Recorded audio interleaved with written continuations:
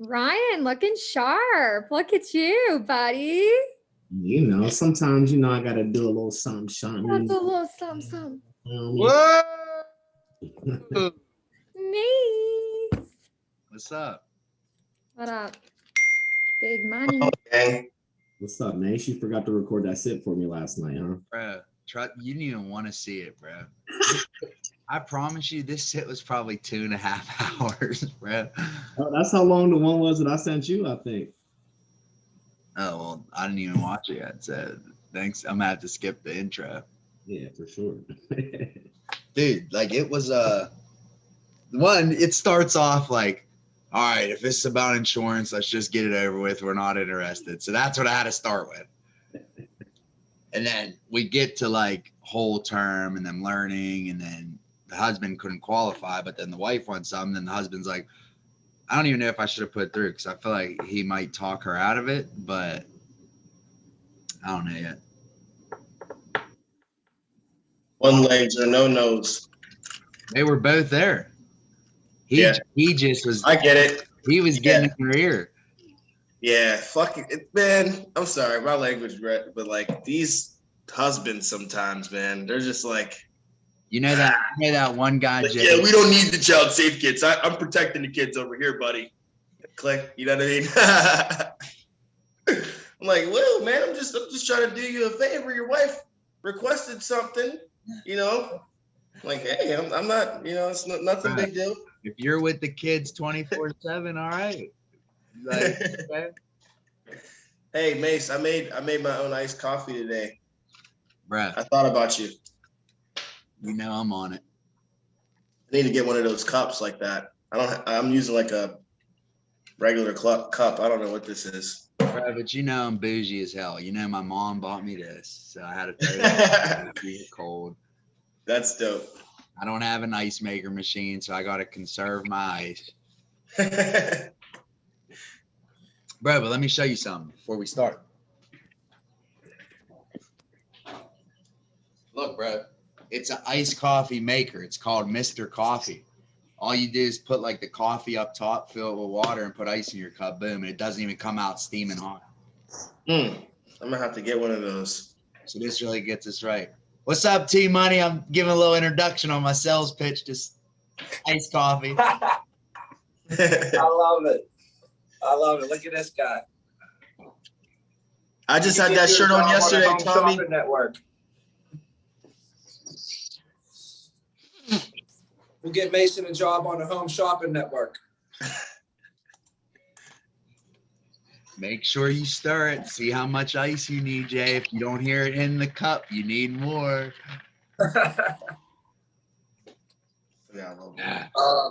Hey guys, do we have the law that we're on today? I think we're on law 18, right? We did 17. 18, okay. Do we have anybody to play that for us? I can't share it from my where I'm at. Oh, perfect. And this is the law of sacrifice. Okay, let's go.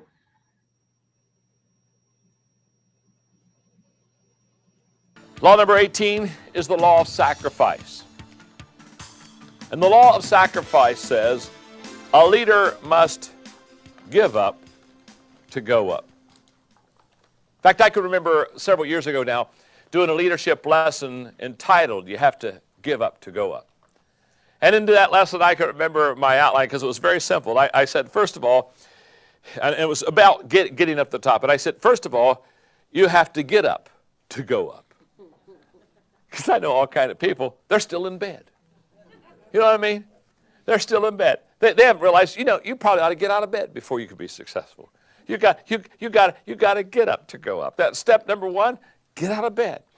Enter in the arena of action. Take some initiative, do something. Okay, you got to get up to go up. And after you get up to go up, after you do that, secondly, you got to grow up to go up. You got to grow up. I know people who have never matured. They're still talking about the same thing, doing the same thing. They've never developed like to. So if you want to get to the top, you not have to get up to go up. You got to grow up to go up. And then in the tape, I remember I talked thirdly in the leadership lesson about, well, you got to give up to go up. And that's what we're going to talk about in just a moment. And then the last thing I said is you need to gather up to grow up. You need to get your team together. If you really want to go to the top, you've got to gather up people, because as I teach in the laws of teamwork, law number 4, the law of Mount Everest says, as the challenge escalates, the need for teamwork elevates. In other words, you've got to get a team around you, and you've got to get that team helping you to get to the top. So let's talk about the law of sacrifice. A few years ago, there was a tragedy at Mount Everest where a couple of guides got into a storm with a few of their people, and there were a few deaths. And I can remember a 60-minute interview that I watched. It was a very interesting interview because they were talking to one of the guides who, of course, lived, and they were talking about the tragedy. I think it was Mike Wallace, if I'm not mistaken, in that interview, and he asked a couple of questions that especially arrested my attention. One of the questions he asked was, why do you risk your life to take people to the top? And I remember the guide said, well, it's because that's my job. My job is to take people to the top. That's why they call me a guide. And Mike Wallace says, well, couldn't you get to the top by yourself without harm or injury? And oh yes, I could do that. But it's my job to take people to the top. And the guide kept coming back to Mike Wallace and said, it's my responsibility. That's who I am. I'm a guide. And when I listened, I thought, how true to a leader that is. It's our job as leaders to take people to the top. Mike Wallace continued that interview, and then he looked at me and said, I don't think it's worth the risk. I mean, after all, to risk your life or have people in your party that not make it, he said, I don't think it's worth the risk. And then he looked at the guy and said, why do you risk your life to get to the top of the mountain? And I'll never forget, that guide looked at him, and when Mike Wallace asked that question, the guide is looking into his face like, I can't believe you would ask me that question. Why do I risk my life to get to the top? He looked at Mike Wallace and said, it's obvious to me that you've never been to the top of Mount Everest. It's obvious to me. You've never been to the top of the mountain. It's obvious that you've never been there. If you would have ever been to the top, you would never ask that question. When I think of that interview, I think of leaders. Once we have been to the top and see how glorious it is, what do we want to do? We want to go back down, and we want to find some other people and say, I want you to take a trip with me. I'm going to show you things you have never seen. I'm going to give you experiences that you have never experienced. That's what leaders do. Leaders have been to the top, and they want to take as many people with them to the top as they possibly can. Now, here's what I want you to understand. To get to the top, you've got to give up something. It was Emerson who said, for everything you gain, you must lose something. That's why I have in your workbook what I call the leadership pyramid. The leadership pyramid is a prime example of giving up to going up. Basically, the leadership pyramid says that when you enter an organization, I guess you got all kind of options left and right, but as you become a leader, and as you become a leader in that organization, the higher you go in this leadership pyramid, the less options you have. Now, I want to say that I teach this leadership pyramid all the time. I think that most leaders, and I think a lot of leaders in corporate America and in leadership organizations around the world, do not understand the leadership pyramid. For example, I run into leaders who all the time think that the higher they go, the more options they should have, the more perks they should have. I don't think so. I think the higher you go, the less options you have. I think that the greatest leaders are what I would call servant leaders. They're leaders who understand that they're a leader to make it better for the people. You're not a leader to make it better for yourself. Now, if you're a good leader, it will be better for you because you'll have the joy of taking people across the finish line. And there's no greater fulfillment and joy than that. So if you are a leader and you're taking people across the top, it's going to be very good. But what I want you to understand is this. You don't lead because of perks. In fact, what I have found is this. Most leaders, they become leaders because they like the perks of leadership, but most people have not counted the price of leadership. What you're going to have to give up, what you're going to pay. My dad taught me when I was just a kid. He said, John, pay now, play later. That's the way it works. And he said, if you don't pay on the front end, you don't get a play on the back end. In fact, he said, oh my, I'll never forget this. He said, John, the longer you wait to pay the price, the higher it becomes. So learn quickly, pay on the front end. And I'm saying to each one of us today, as we're teaching this principle, the law of sacrifice, what we've got to do is we've got to understand that we have to pay on the front end. There's a price to pay to be a leader. It's not always easy. It's not always fun. In fact, when I teach leadership, one of the things I'm most concerned about is, why do you want to become a leader? Do you want to become a leader because you think there are a lot of perks in it for you? Or do you want to become a leader because you want to add value to people and take them to a higher level than they could ever go on their own? So let's go to the workbook. Because there are 3 sacrifice statements that I want to make. Number 1, there is no success without sacrifice. Let's just start there. You say, John, what do you mean? What I mean is, there is no success without sacrifice. There's not an escalator waiting to take you to the top. Quit standing outside waiting for the chairlift to take you to the top. Nobody ever got to the top of a mountain and at the end of the day said, oh my goodness, how did I get here? Instead of saying, I just took a stroll and the next thing I knew, I was on top of this mountain. No. You can fall off the top by accident, but you can't roll to the top by accident. If you get to the top, it's because you gave up something. And let me tell you something that all experienced mountain climbers will tell you. Before they take that big trip to the top, the main question they ask themselves is, what are the essentials I must take with me? Because they know anything except essentials will be a detriment to keeping them from what that goal is. So when they get ready to go to the top, they don't back up a U-Haul truck and say, I'm going to throw this stuff in the truck. I may need it while I'm up there. No, they give up. They give up to go up. So there is no success without sacrifice. Number 2, the higher the level of leadership, the greater the sacrifice. That's a fact. The higher you go in your leadership, the more you'll give up. I remember thinking when I started off in my career, in my business to go to success, I remember thinking in the very beginning, boy, I was willing to do anything to get to the top. Of course I was. I didn't have to give up anything. Hey, when you have no money, it's not hard to give it up. When you have no position or reputation, it's not hard to give it up. You say, well, why was I so foolish as a youth? You weren't foolish as a youth. You didn't have anything. But as you grow higher, one of the reasons many leaders never get to the top is because as they go higher, they get more stuff. And they have to make these trade-off decisions that become very difficult for them. The third thing I want you to know about success is you have to give up to stay up.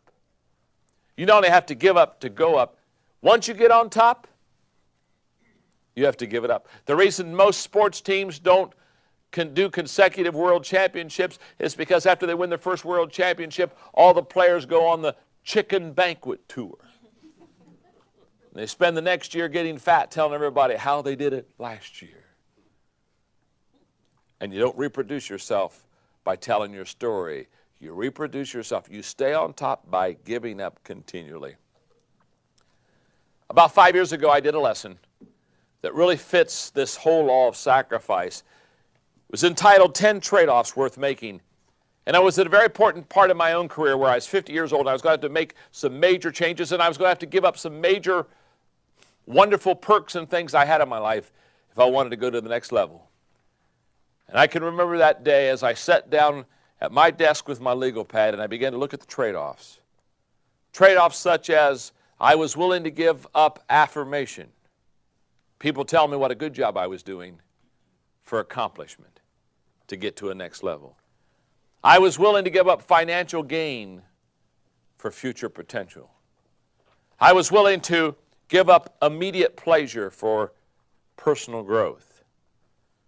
I was willing to give up the quantity of life for quality of life. I was willing to give up security for significance. I was willing to give up acceptance for excellence. I was willing to give up addition for multiplication. I began to work through all these things I was willing to give up. And I can remember making the conscious decision to keep on going. But I also remember, as I looked at that list, I realized that the higher you go, the price gets higher. That's why many people get about 2/3 of the way up and never climb any higher.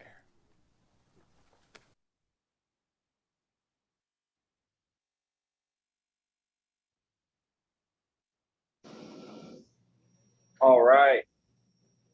Wow. I think that's my favorite law of them all. I don't know if I can even say that because I think I like the law of momentum a lot as well.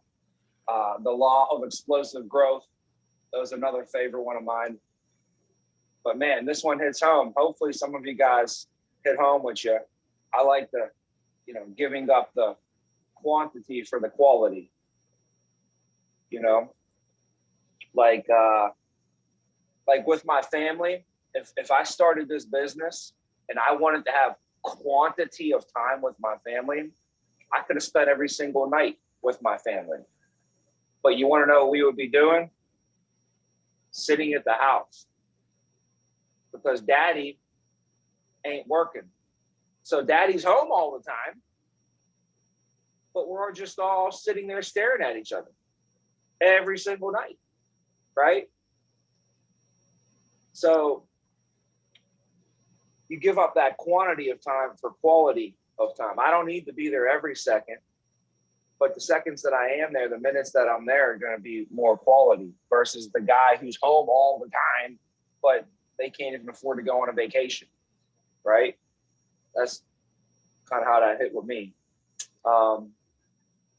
It's more of a short-term versus long-term, what he's talking about, giving up to go up. And I remember, I think you might have mentioned it in here, but the higher, the more that you go up, the higher you go up, guys, the more your responsibilities go up and your rights go down. So the higher that you climb in leadership, the more that your responsibilities are going to go up, but your rights go down the higher you climb. You can't afford to do the things that you did before when you were just an agent. It's just yourself. So you can do whatever you want. But, when you start going in leadership, now our rights to go out there and get hammered on the weekend to make a fool of myself. If I'm an agent, my team ain't going to be affected by that. But if I'm the leader of the organization, my right to go out in the streets and fight and act like a fool and get hammered on the weekends and make an idiot of myself, I don't have that right anymore. I don't have that privilege. I'm not allowed to do that anymore, right? So they say the higher that you go, the higher you climb, the more your ass shows. I don't know if you heard that before, but the higher you climb, the more your ass shows. So people are going to see you a lot more. You're going to be more visible the higher that you climb. And those imperfections that we have when you're not really in the light ain't going to shine that much. But when you're climbing and the light's shining on you, everything's going to show. So if you got really good positive traits, those are going to shine. But if you have some imperfections, those are going to come out as well. Everybody's going to see them. They're going to point them out. So for me, I had to give up who I was for who I wanted to become. Guys, I was a 20-year-old kid when I came into this business. I had to give up that for who I wanted to become. I wanted to make grown man money, grown woman. I wanted to make grown people money, grown person money, right? Money. I wanted to make money that like 50-year-old, very successful business people were making, right? But I was 20. So I had to give up me being a 20-year-old, and I had to start acting like a 40 and a 50-year-old. In order to make 40, 50-year-old money, you got to start acting a little bit more like the 40, 50-year-old type.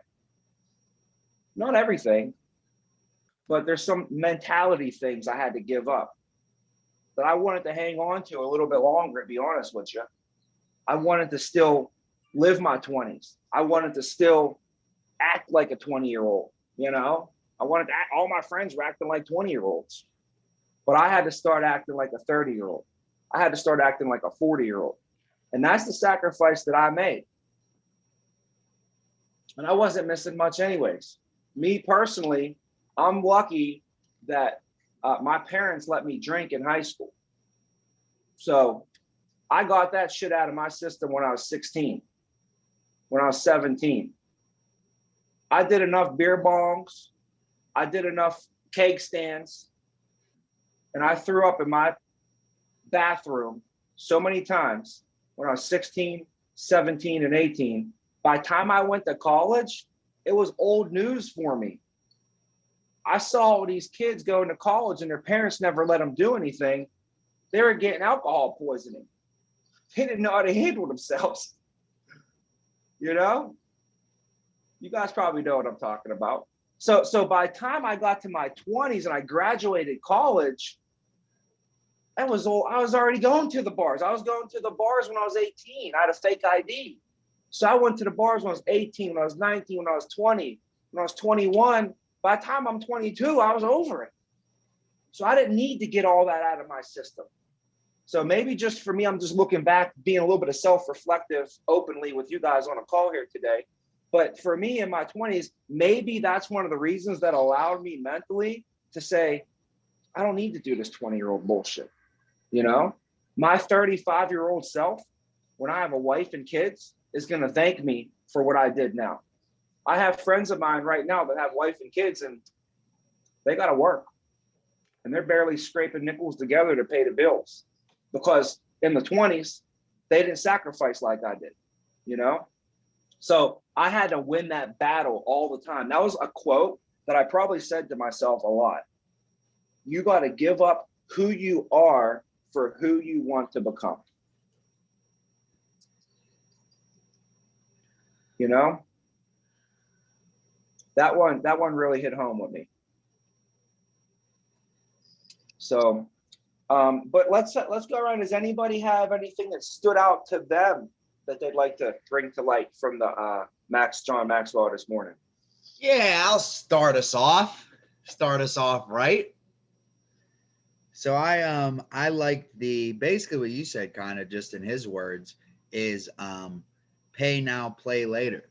You know, on that bus ride when I got to Cancun, Giggs looked at me and told me and Vince, he said, if you guys give up the first 2 years of your life, the next 10 are going to be set. So when he told me that, I just kind of thought of Giggs because how he said the longer you wait, you know, the price gets more and the further your dreams become. So why not just get it out the way while I'm 27 years old? Amen. Yes, sir. That's what I got. Good one there. And I'm glad you got to meet Coach Giggs as soon as you got there, man. What a blessing. What a treat. Huh? He had 2 Heinekens right in his hand. That's experience right there, man. You know, so he gave up. Years old. He gave up. Now he's living 20s again. You're right. You're right. Anybody else got anything that stood out to them? Yeah, I got one, Tommy. I liked how he was talking about how like you get to the top, and he said like the sports teams like they only win it like once because they like get complacent. I was always told like it's almost like easy to get to the top, but it's actually like 10 times harder to stay at the top. That's what I took from it. Amen. Yeah. That's like Drake playing that Drake video yesterday, you know, like one time, anybody can do it once. And then you do it twice and they're like, oh, wait. And then they really start paying attention. And you do it 3 times and now you got viewers. Now you got people that are actually sitting down and watching, like, what's going on here? 3 times? There's got to be something up though. It's going to blow out. The bottom's going to blow out. It's tough. It's definitely harder. And the price to go to the next level even is harder. So that's why he said a lot of people make it 2/3 of the way up and they never make it to the top because they don't want to pay the additional price that it costs to go a little bit higher. And that's like a plane too. Like it's going to take a lot of energy to get up to, I don't know, 5,000 feet, 10,000 feet. But if you want to go from 10,000 feet to 20,000 feet, then you're going to have to spend more energy. You're going to have to fight more resistance to get to that cruising level. But once you get to the 20,000 cruising level, it's easy to fly. It's easy to cruise. But if you want to go to 30,000, get ready, buckle down. There's going to be more pressure. There's going to be more resistance, and you're going to have to expend a lot more energy to get to that next level. But then again, you imagine cruising at 20,000 feet versus 30,000. 30,000 feet is just hitting those jet streams, man.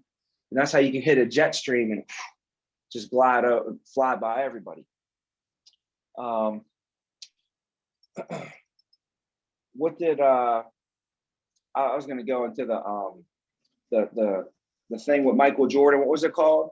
The first or the last dance. The last dance, right? They said which one was the hardest one to win, and he said the last one. The last one was the hardest, just like you could imagine. So, and he said the last one was the most special. That was the most special one, the last one he won. Anybody have anything else before we kind of dive in, wrap up here? Yeah, I'll go. I like how he said, people that have been to the top won't question why you're killing yourself to get there and to take people with you. I meant a lot. So like if somebody's like, I'm sure that everyone's had negative connotations thrown at them towards what we're doing, but from people that haven't been there. So what do they really mean, Huge, man. Wow. I'm glad you picked that out there. I didn't even pick that part out. Hopefully you guys heard that, man. Did I say it again, Rye? He said people that have been to the top won't question why you're killing yourself to get there. Yes. And you want to know what? They don't feel bad for you at all. At all. Like I see some guys, in our agency right now that are doing amazing. We're all moving. Everybody's moving, which is amazing. You guys are doing great in your careers and doing everything. And I'll be honest with you guys. If I seen you killing yourselves from sun up till sundown, you sacrificed, you missed your grandma's birthday, I honestly would not feel an inkling of feeling bad for you. I wouldn't. I would be proud of you. And I would say, there is a young woman that's doing what it takes to make their dreams happen. And it would remind me of myself because I know what it took me to grow and get to that level. So you'll notice that those people, they're like you said, they're not going to question how hard you're working. And they're not going to feel bad for you at all. Your mom is going to feel bad for you. That's her job. Oh, my son's working so hard. That's her job. Your friends are there's like, there's haters and there's naysayers, and a hater, guys, is someone who is blatantly hating on you. You could just see them from a mile away, and what they're going to do because they're a hater. They're just basically talking stuff. They're trying to put fear and doubt and negativity into your head. They're trying to make you not believe in what you're doing. A hater is trying to take you out on purpose, basically. So we have to be aware of when we see a hater, okay? And the thing is, whenever they give you that hate, whatever they're throwing at you, that shade, you have to be almost like ready for it, and you should know that that's coming anyways. Because guess what a hater's supposed to do? A hater's going to hate. So if you see a hater and then they start hating, you should have been like, well, I knew that was going to come out of your mouth before you even said it. And it doesn't really carry much weight with you. Sometimes the people won't be able to distinguish, and they'll think this person is actually looking out for them and giving them good advice. Meanwhile, it was a hater hating on you, and you took it as like almost like a mentor trying to give you like advice. Now, there's a difference between a hater and a naysayer. A naysayer is going to tell you that you can't do it, that you better pack it up. You're going to hurt yourself. You want to know who the naysayers are? The naysayers are typically like your friends and family, like your mom, because your mom sees you working hard and your mom doesn't want you to hurt yourself, right? So your mom's going to tell you, hey, maybe you should just cut that out. Maybe you should go take a safe job. You shouldn't stress. You're working too hard. Move back home. I'll take care of you. And that's almost like just, that's a naysayer. They're going to sneak up on you a little bit more than a hater will, because you can notice a hater from a mile away, like I said. But a naysayer is someone that's like in your corner, and they actually think that they're giving you good advice, and they think they might even be helping you by telling you this stuff. Okay, but it's really hurting, because like you guys said, they've never been there before. So they can't possibly give you the advice that you need to get to that next level. And guys, on here, we're trying to go to where 99% of people have never been. And for us to physically put our family and us in a situation like that, where we're financially earning 1%, the 1%, the top 1% of income, before we can physically get there, we have to mentally go there, and we have to win the mental battle. We have to give ourselves permission to do that, and the emotional battle too, because there's like to make 100,000, there's a certain level of sacrifice, commitment, and there's a little bit of pain you got to go through to get to the $100,000 mark. But to go from 100,000 to 200,000, that's a different threshold of pain, commitment, and sacrifice. So some people will get to the 100,000, but they'll never make it to 200,000 because they just don't want to go through that next level of pain, sacrifice, going through the gauntlet and just leveling up.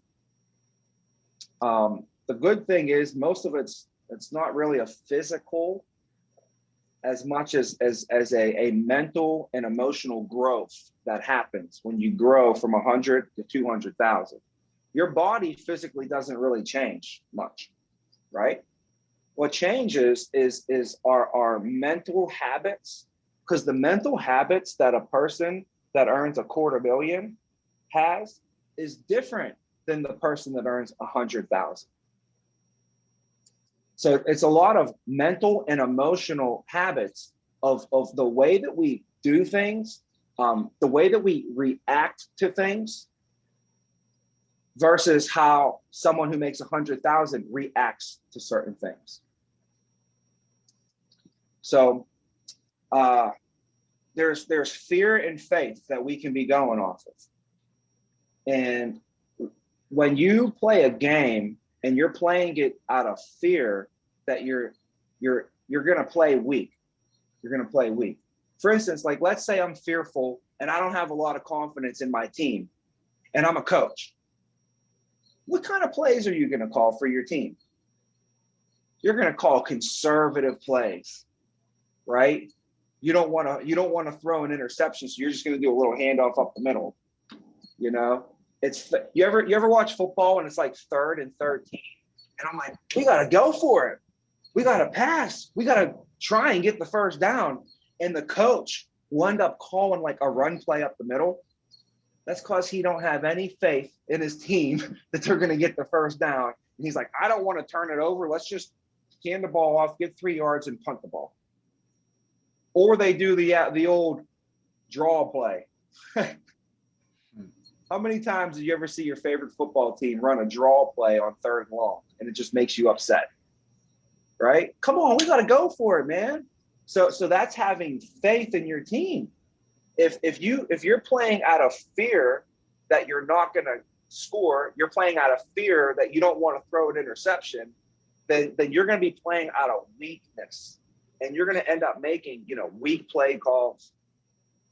Versus if you're playing out of faith, If you play out of faith, which means you believe 100% in your team and in yourself and in your people, then what kind of play calls are you going to call if you have the utmost faith and confidence that your team is going to score, that they're going to catch it, that they're going to get the first down, that they're going to make it happen?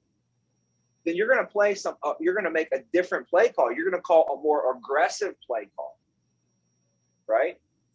I see people in life sometimes doing that, and in business, they'll kind of move around more timid instead of aggressive, which means they move a little bit slower and not as fast throughout the business, all because of fear of failure, and we're worried about losing or dropping the ball.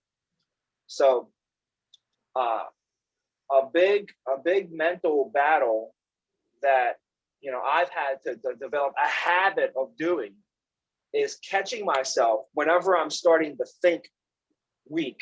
And anytime I have a fearful thought, I have to hurry up and catch it. And it becomes a habit eventually.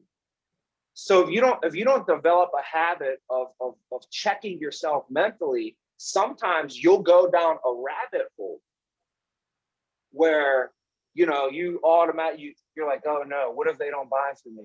And then it turns into, well, then I'm not going to make any sales. And if I don't make any sales, I'm not going to make any money. If I don't make any money, I'm going to have to go into debt. And if I go into debt, then I'm going to have to sell my house. And if I have to sell my house, I'm going to have to live under the bridge. And if I live under a bridge, my wife's going to divorce me. And if my wife divorces me, then I'm not going to see my kids. And calm down, bro.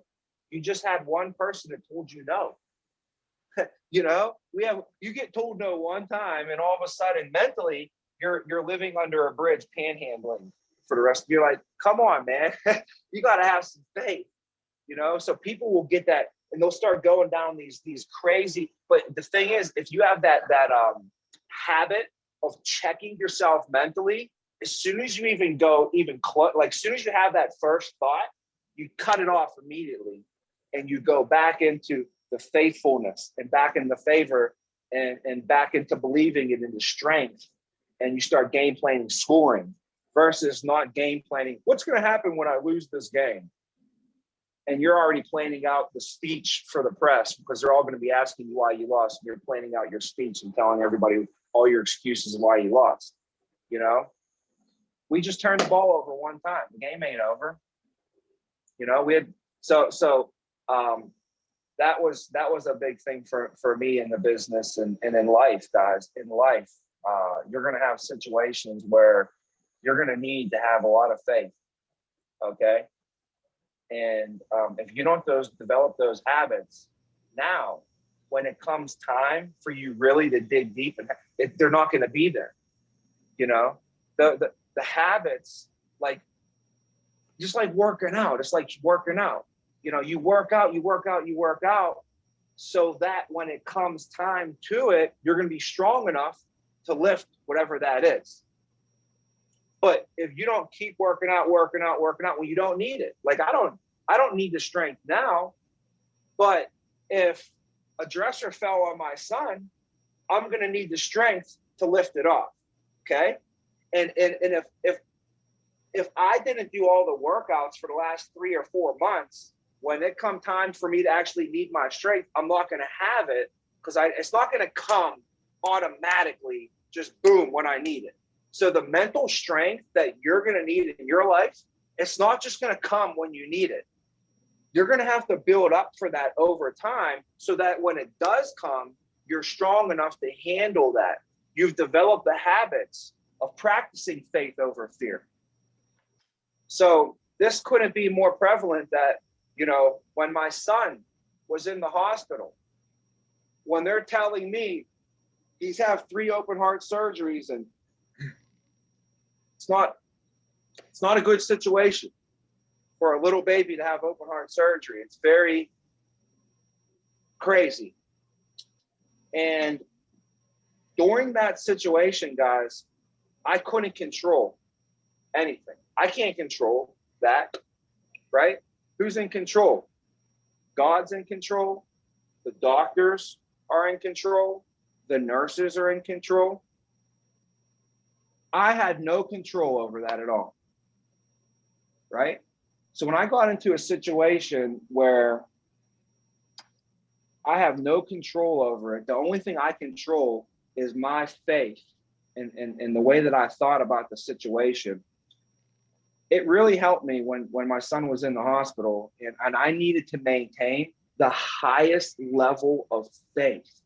I had to have the utmost confidence and belief in God.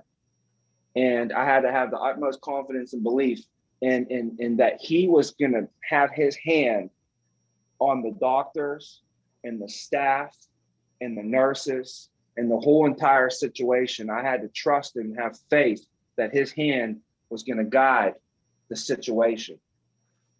And I could have easily went into fear mode and panicked and had a nervous breakdown.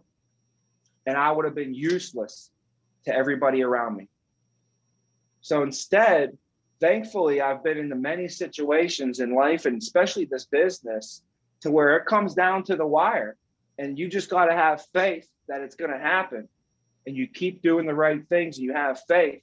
And that's happened to me so many times where I was shown favor in my faith, where basically I feel like it was God telling me, like, okay, you had the opportunity to not have faith, but you held faith, and I'm going to deliver for you.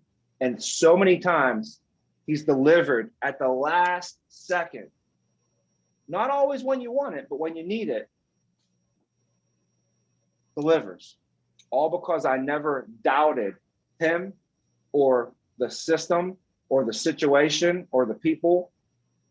And over the first 10 years with this company, eight years with this company, you could say, I developed all those mental habits, you know, so that when it really came time in my life, when I really, really, really, really needed it, I can't tell you how big that was and how important it was and how much it really, meant to me in my life. So anyways, guys, practice those habits mentally, winning the battles. And they're small battles now, guys. They're small. It's small. Like, come on, you stubbed your toe. A client canceled on you.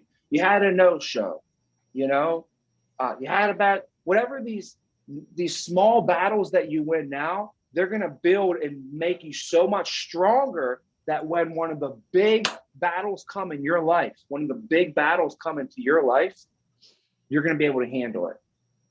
And now, guys, these small things that hit other people and take them out, they're going to be bouncing off you. They'll bounce right off you. I've seen small things happen to people in life, and they will literally be paralyzed for a week. They're taken out for an entire month. Mentally, they're drained. They can't handle it. Meanwhile, same thing happened to me at 10 o'clock. And by 10:01, I was on to the next one.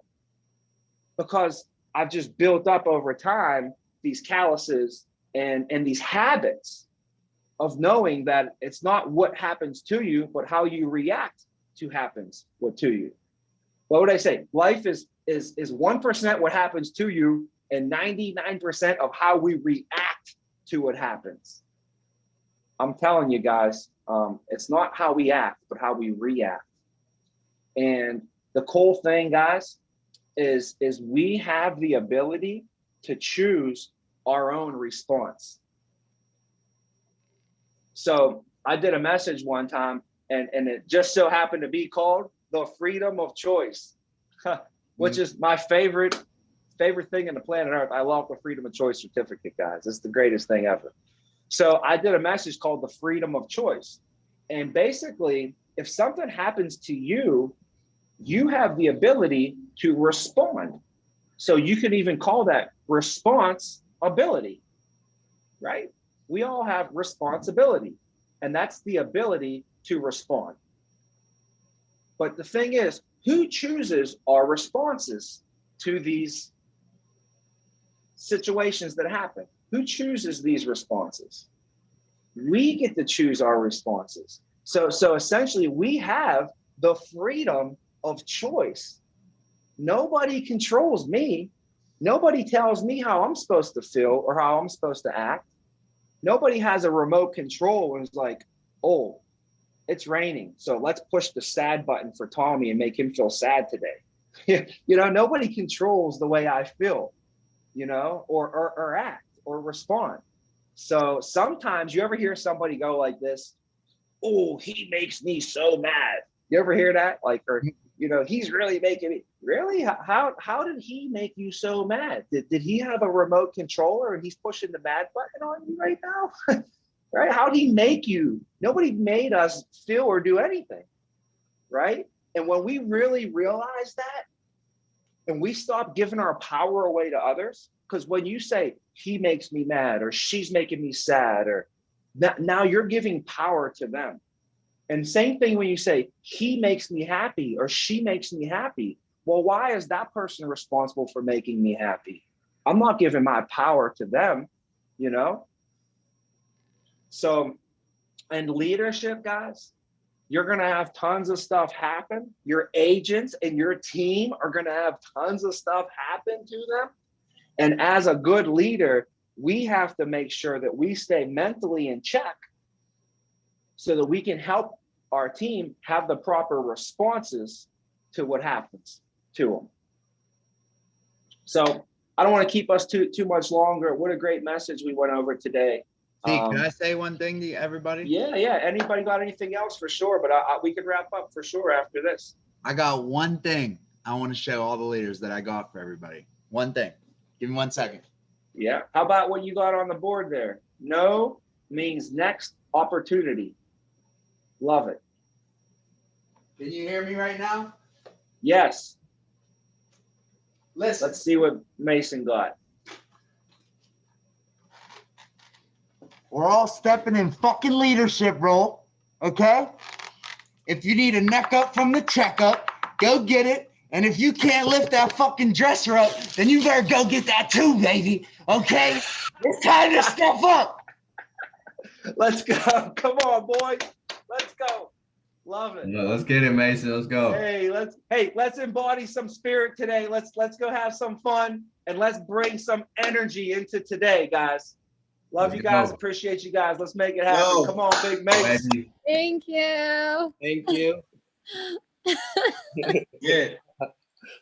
Yeah, that was one of my favorite shirts, bro.